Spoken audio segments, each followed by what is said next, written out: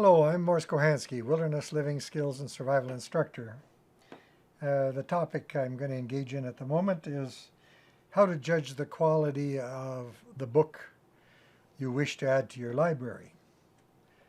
Now, I get a great deal of enjoyment from books. I enjoy reading and learning stuff from them, and they have played a big role in my past.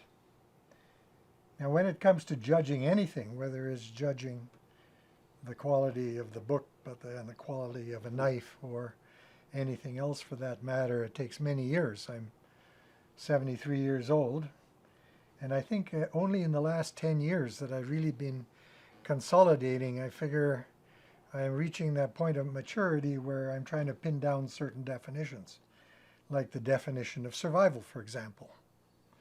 Well, without getting into an hour-long discussion, to me, survival is defined by recognizing a stress that is potentially lethal. And when you recognize it and realize that you're being subjected to that stress, you know that if you don't do something about it, you die shortly. Anything that takes more than 3 years to kill you is sort of beyond my definition. But basically, the stresses out there that want to kill you, whether it's too cold or too hot or too wet or too something, and you got to understand the body can only take so much, so you have to understand the body, and then you realize, where do you cross the line of no return? Well, to me, the definition is that when you encounter a lethal stress, you have to know what to do about it, and that knowledge of what to do about it is what I call survival knowledge. Now, some books do a good job at that. Now, there are many different books, but we'll start with the Scout Field Manuals. There's a Scout Manual for the Scouts of America, which at the time had the greatest amount of information related to outdoor pursuits, whether it's knowing how not to be bitten by a snake, or lighting a fire to be warm, or doing a little bit of cooking, or understanding what shelter is. And for the longest time, I focused on these, and I probably have about 50 Scout manuals that might range even from other countries. In particular, I like the ones that come from France. Well, this is based on what kids can cope with, and my idea was to start writing a book that was for adults rather than just for kids. We have on the top of the pile one book that I would say is my most favorite, because every word counts. It's a long story to explain the background with regard to Vilhjalmur Steffanson and his Arctic Manual. You can see that my copy is disintegrating, but I've had it probably since I had it before I was married, and I was married in 65, so I would say I probably acquired this somewhere in the early 60s. Now, Arctic Manual is interesting in that there's only probably about 7 pages of pictures, and the rest is all text. But every word counts. And this is the manual, Arctic Manual, written for the American Army, commissioned by the American Army. Stephenson, who was actually born in Canada and then as a child emigrated with his parents to the States, was an explorer that had the keen sense of being able to see what is needed to be known, although he wasn't a good writer initially. And when other people edited his work, it became something exceptional. So I would say that whatever it costs you to acquire a copy of Arctic Manual, you'll probably never be sorry. These things are not cheap anymore, but someday there will be reprints that will make it available. There have been a few. So Arctic Manual is the Scout Manual that maybe excels above all others, because it really deals with the issue of what the Inuit had to know to be able to get by. Now, the Arctic Manual does not deal with wood fires, because it deals with igloos, capturing a bubble of warm air generated by a human body, generated by the stone lamp, they call it kudlik, etc., by the clothing that you wear. And so on. Now, in another direction, here is a book that is written for the Saints of the Most High. It must be the Seventh-day Adventists. And the writer has got a PhD. And the neat thing about him that he often has these quotations from the Bible, because one of the very original survival manuals might be composed from biblical knowledge about the trials and tribulations that people had in those days, getting into trouble and so on. But this is an example of a very scholarly person doing a kind of excellent job in compiling the information with respect to the knowledge that the frontier pioneer might actually want to make sure that they are, skilled and knowledgeable there, and then translating it to modern usage. Now, I mentioned the Scout Manual, and this particular manual is written for adults. It is disintegrating a little bit, so I made its own cover. I understand this is 250 pounds, the British currency. It probably is $300 or $400. The Frontiersman's Pocketbook by a guy named French, F-F-R-E-N-C-H. Oh no, compiled it out of Pocock, but French is in here. The Council of the Legion of Frontiersmen. The situation here is that you have no argument with regard to the adult's knowledge, the soldier, the frontier scout, whether it's knots or sheltering or recognizing or first recognizing foreign ships or signaling. All those sort of things are written on a adult level. The Legion of Frontiersmen, I believe, still exists. This copy is 1909, and I would say it stands second to the Arctic Manual with regard to maybe I could have conducted my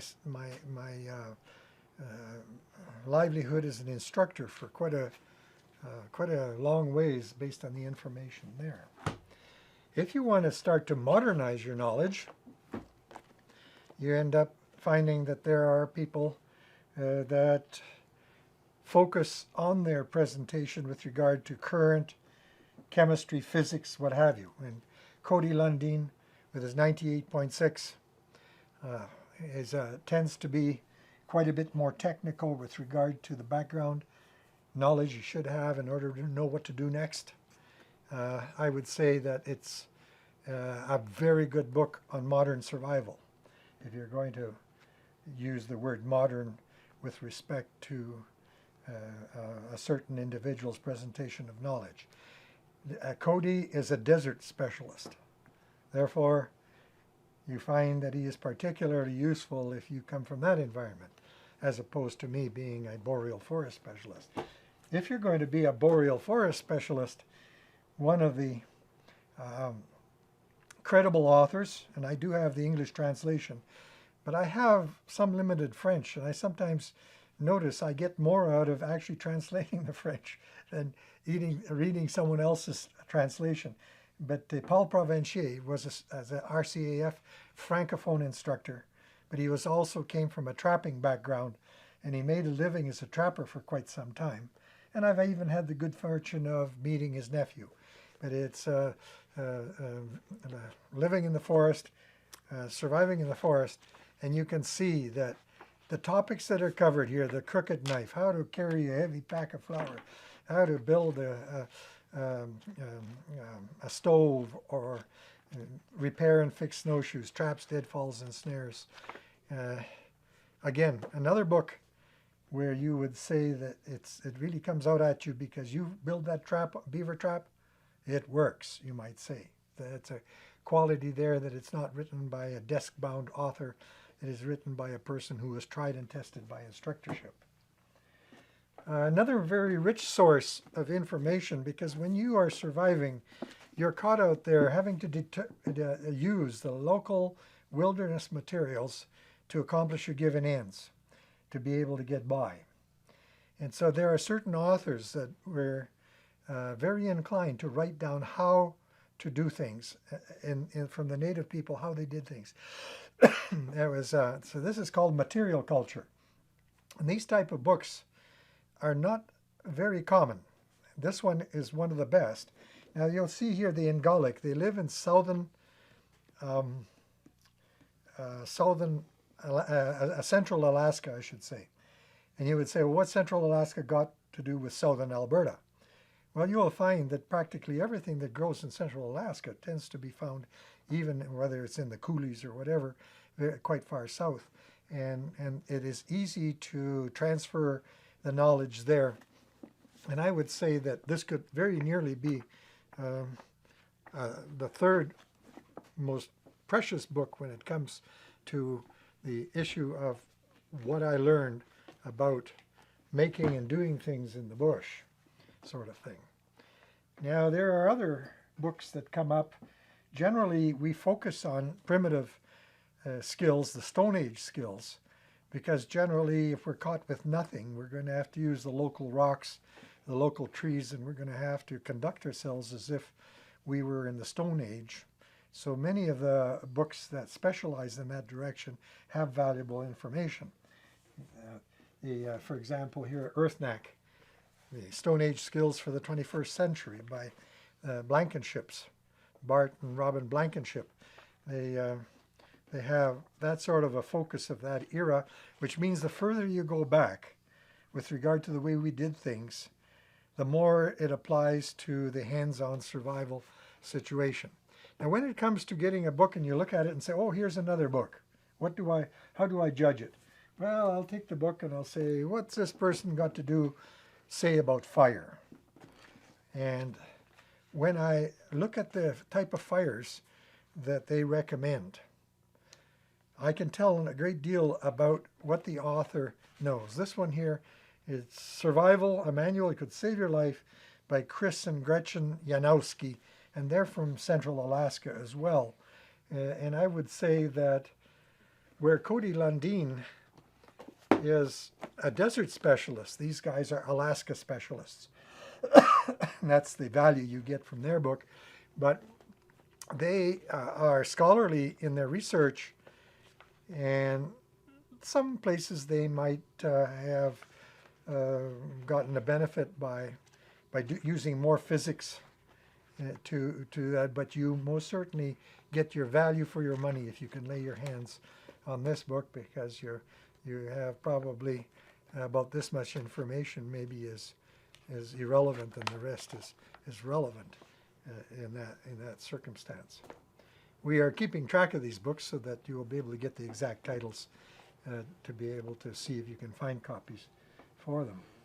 Another thing, what I find in northern cold regions, two things are very poorly rendered by many authors. One is fire, two is shelter. And I focused on that for a great deal of my life to try to bring that up to par. So I will turn to the book, to the fire section, the shelter section. I look at the fire section. If a person mentions the bow drill, for example, which in a way is kind of a stretch to call it survival knowledge, if they don't devote 20 pages to the bow drill, they only devote 1 page, right away they lose credibility with me. Because I find that the issue is so complex you need 20 or 40 pages to describe everything to do with friction fire to be able to be successful in the way we assume we should be under the definition of survival. But I always say to people, a person who knows how to light fire with a bow drill never allows himself to be caught in a bush without matches. And the person who allows themselves to be caught in a bush without matches usually doesn't know how to light fire with a bow drill. But at any rate, look at the fire section. You're going to have to educate yourself with regard to knowing what it takes to stay warm at 30, 40 below with a fire in front of an open lean-to. And it's astounding how much information I figure I have to impart for you to not come back and complain and say, boy, what I learned from you didn't seem to add very much to my comfort.